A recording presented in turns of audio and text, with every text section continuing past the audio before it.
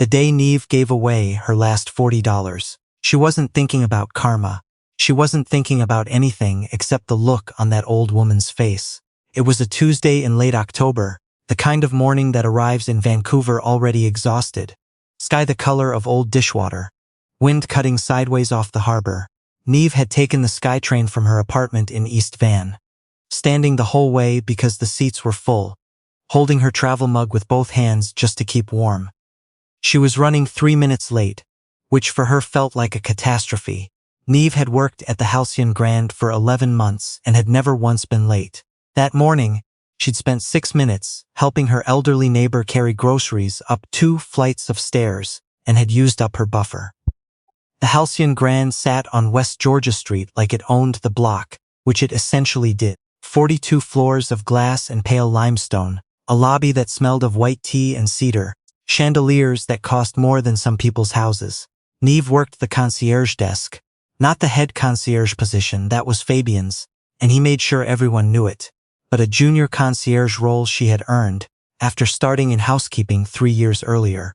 She was good at the job. She remembered guests' names, their coffee orders, their preferred taxi companies. She knew which restaurants could seat a party of 12 on short notice and which ones to avoid on Fridays. She solved problems quietly, before they became complaints. Her colleagues were a mixed assortment, as hotel staff tend to be. Fabian ran the desk with the kind of theatrical authority that people mistake for competence. He was in his mid-40s, wore his hair slicked back, with something that smelled like acetone, and had a habit of speaking about guests in lowered tones the moment they turned away. Beside him most mornings was Christelle, who was beautiful in a very deliberate way, and who laughed at everything Fabian said. Then there was Osei, quiet and efficient, who Neve genuinely liked, and Tripp, who was 22 and still figuring out that charm alone didn't carry you through a full shift. Neve slid in behind the desk at 8:03 and said nothing about being late, and neither did anyone else, because the lobby was already moving. That was when she saw the woman. She was standing near the entrance to the breakfast lounge, not inside it, just near the door, holding a canvas bag that had a Canadian Tire logo, faded almost to invisibility. She was small, perhaps in her late 70s, with white hair tucked under a wool cap that had seen better seasons. Her coat was navy blue and buttoned wrong, one button off all the way down, so the collar sat crooked on her left side. She wore orthopedic sneakers, white with Velcro straps. She was looking around the lobby the way people look around places they're not sure they're allowed to be. Neve noticed her immediately. It was part of the job, reading the lobby, but this went beyond habit. There was something about the woman's face. Careful, quiet, not confused exactly, but uncertain in a way that Neve recognized. Like she was waiting to be told to leave before she'd even done anything. Fabian noticed her too. He leaned toward Christelle and said something behind his hand. Christelle's laugh was fast and small, covered quickly with her palm. Tripp glanced over and looked away. Osei was on the phone. Neve came out from behind the desk. She crossed the lobby at a pace that didn't draw attention, which was a skill she had developed over years. When she reached the woman, she stopped a respectful distance away and said, quietly, "Good morning. Can I help you with something?" The woman looked at her. Her eyes were dark brown and entirely alert. Whatever else she was not confused. "I was hoping to sit down," the woman said. Her voice was low and measured with an accent Neve couldn't immediately place. "Just for a few minutes, I've been walking." "Of course," Neve said. "The lounge has seating. Can I get you some water? Or tea?" "Tea would be very kind." Neve brought her to a chair near the window. Not a table in the center of the room where she'd feel watched, but one off to the side, with a view of the street and enough privacy to breathe. She went to the service station and poured a proper cup, not the self-serve kind, and brought it over with a small plate of the shortbread biscuits the hotel left out for guests. The woman looked at the biscuits and then up at Neve. "You didn't have to do that." "It's no trouble. What's your name?" "Neve." "That's a good name," the woman said, and picked up the tea. Neve went back to the desk. Fabian was watching her with the particular expression he used when he was composing a reprimand he intended to deliver later in a quiet corner. Christelle had her chin tilted up, which was what she did when she was pretending not to have noticed something.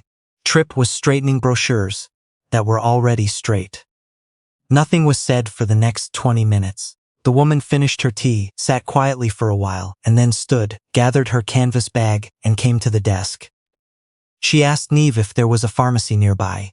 Neve told her about the shoppers on Robson, wrote down the cross street on a small card, and handed it to her. The woman thanked her by name, "Thank you, Neve," and left through the main doors. Fabian waited until the doors closed. That, he said, was not a guest. She needed to sit down, Neve said. This is a 5-star hotel, not a community center. He said it lightly. The way people say things, they want to sound reasonable rather than cruel. We have a brand to maintain. When people walk in off the street and we accommodate them, it sends a message. It sends the message that we're a good hotel. Fabian's expression shifted slightly. I'm going to need you to be more careful about who you invite to sit in the lounge. Neve said nothing. She thought that was the end of it. It wasn't. Later that afternoon, she was called into the office of the assistant general manager, a man named Roland who always seemed vaguely uncomfortable in his own suit. He told her that a concern had been raised about her judgment. He used the word judgment 4 times in under 2 minutes, which Neve counted. He said that bringing an unverified visitor into the guest lounge was a lapse in protocol. He said the hotel had a responsibility to its paying guests. He said it again a different way. Then he told her that given her pattern of independent decision-making, by which he apparently meant the 2 previous occasions she had bent a policy to help a guest, he was going to have to let her go. Neve sat with that for a moment. You're firing me, she said. Not a question. Just making sure she had the shape of the thing right. We're parting ways, Roland said, as though the phrasing made a difference. She cleaned out her locker. OC found her in the staff corridor and said he was sorry, that it wasn't right, and she believed him. No one else said anything. She handed in her key card, signed the form they gave her, and walked out through the side entrance, because she didn't trust herself to cross the lobby without something showing on her face. Outside, it had started to rain.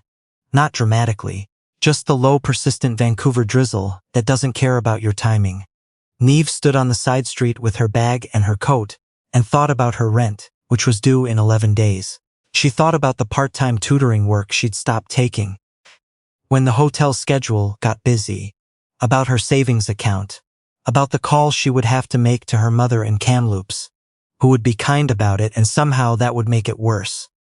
She had been fired for giving someone a cup of tea. She walked to the SkyTrain station. A man outside the entrance was sitting on the ground with a sign and a cup. Neve stopped, opened her wallet, found 2 20s, her last cash until payday, which was no longer coming, and put them in the cup. She didn't think about it. She just did it, the same way she had walked across the lobby that morning. He looked up at her, surprised. She said, "Take care," and went through the doors. On the train home, she stared at her reflection in the dark glass of the window and told herself she'd done nothing wrong. She kept telling herself that. By the time she got to East Van, she almost believed it.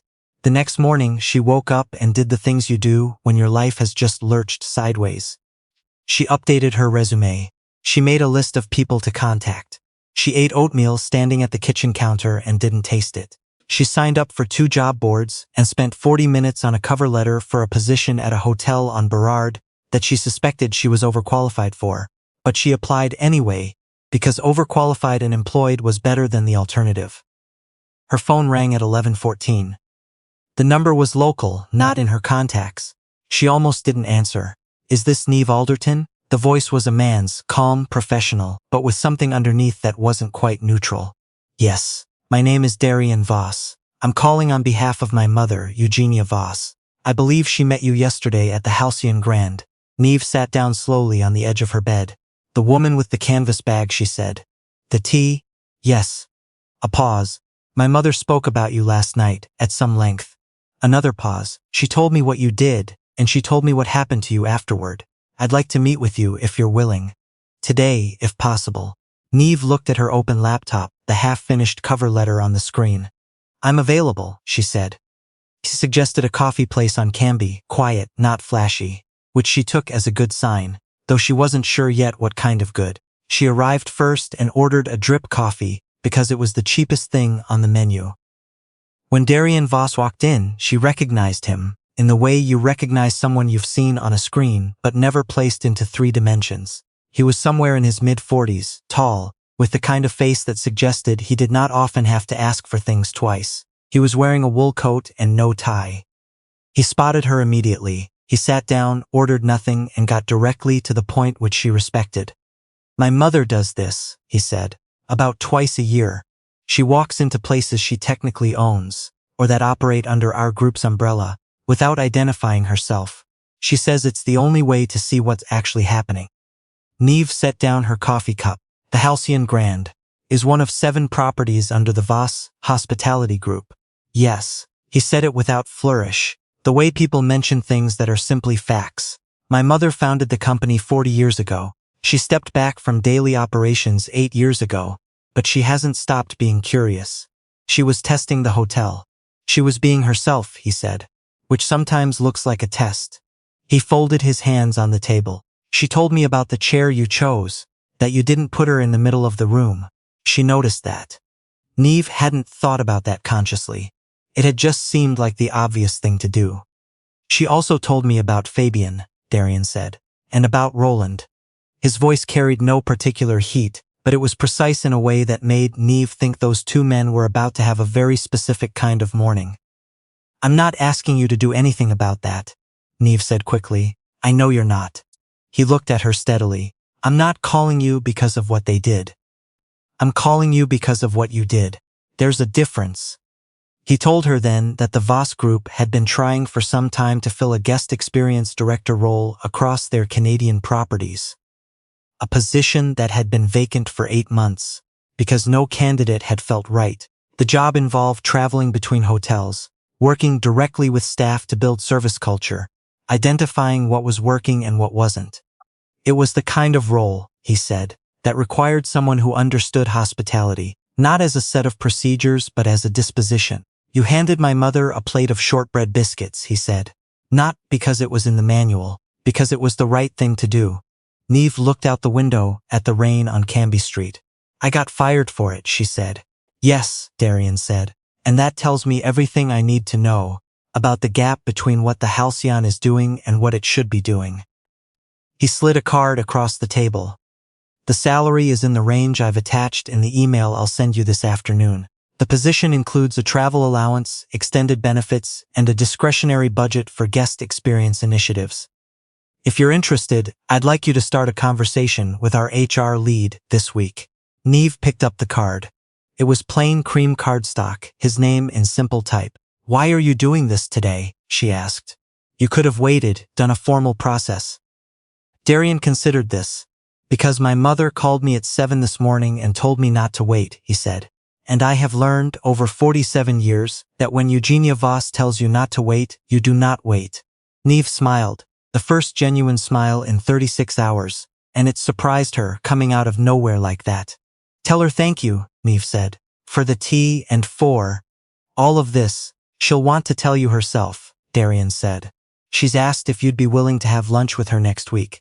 She says she'd like to hear about the rest of your story." He stood and buttoned his coat. "She has a feeling it's a good one." Neve went home and sat with the offer for 2 days before she called back. Not because she was uncertain, but because she wanted to be sure she was saying yes for the right reasons. She wrote out her thoughts in a notebook, the way she'd done since she was a teenager. Lists on one side, feelings on the other. The list said the job was real. The salary was more than she'd earned in 3 years at the Halcyon. The role matched exactly what she was good at. The feeling side took longer. She wrote, "I don't want to take this because I feel rescued." Then she thought about it and wrote underneath, "But being seen is not the same as being rescued." She called on Thursday morning and said yes. The lunch with Eugenia was at a small Italian place in Kitsilano that had no website and a handwritten menu. Eugenia was already seated when Neve arrived.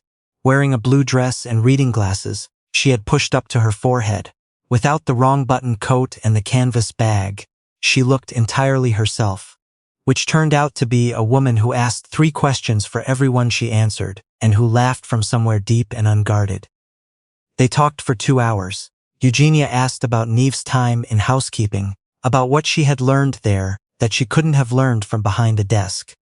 She asked about Neve's family, about the neighbor with the groceries, about what Neve actually wanted. Not from the job. From her life. Neve told her about the nonprofit she'd sketched out once on a napkin. Not a real plan, just an idea she couldn't shake. A hospitality training program for people who'd aged out of foster care, who had the people skills and the work ethic, but not the credentials or the connections, to get hired into places that would actually value them. She'd never told anyone that. She wasn't sure why she told Eugenia. Eugenia took off her reading glasses and set them on the table. "That's not a napkin idea," Eugenia said. "That's a program. It would take funding. And a real structure. And probably years. Most good things do." Eugenia picked up her glasses again, as though she was about to read the idea. "The Voss Foundation has a community grants process. I happen to know the chair reasonably well." A small smile. "Because I am the chair." Neve shook her head slowly, not in refusal, just in the particular disbelief of someone watching the world rearrange itself into a shape she hadn't expected. "I came in to sit down," Eugenia said. "I wanted to see what your hotel did when it thought no one important was watching." She reached across the table and put her hand briefly over Neve's. "You already knew what I know, that's the only moment that counts." 6 months later, Neve was sitting in a Voss property in Calgary doing what the job required. Watching. She sat in lobbies and restaurants, talked to housekeeping staff and bellmen and front desk clerks, asked questions and listened more than she spoke. She wrote reports that were honest and specific, and didn't make anyone feel small when they pointed out a problem. Fabian had been quietly reassigned to administrative duties at a Voss property in Halifax, not fired but meaningfully relocated. Roland had chosen to resign. OC had been promoted to head concierge at the Halcyon, and had called Neve to tell her, and she'd been so genuinely happy that she'd laughed on the phone for 30 seconds straight. The groundwork hospitality program, her napkin idea, was in the early stages of its first pilot, partnered with 2 Vancouver organizations that worked with youth transitioning out of care. The first cohort of 12 would begin in January. She was in the Calgary hotel lobby, writing notes in a small book, when a young man who worked the front desk came over his break and sat down nearby. He looked maybe 20, nervous, in the way people are when they want to say something, but aren't sure they're allowed to. "Are you the person who did the training here last month?" he asked. "Yes," Neve said. "I just wanted to say." He stopped, recalibrated. "There was a woman who came in during my shift 2 weeks ago. She didn't look like a guest. I almost called security. But I thought about what you said in the session, about how you can't tell who matters from how they're dressed. And I went over and asked if I could help instead."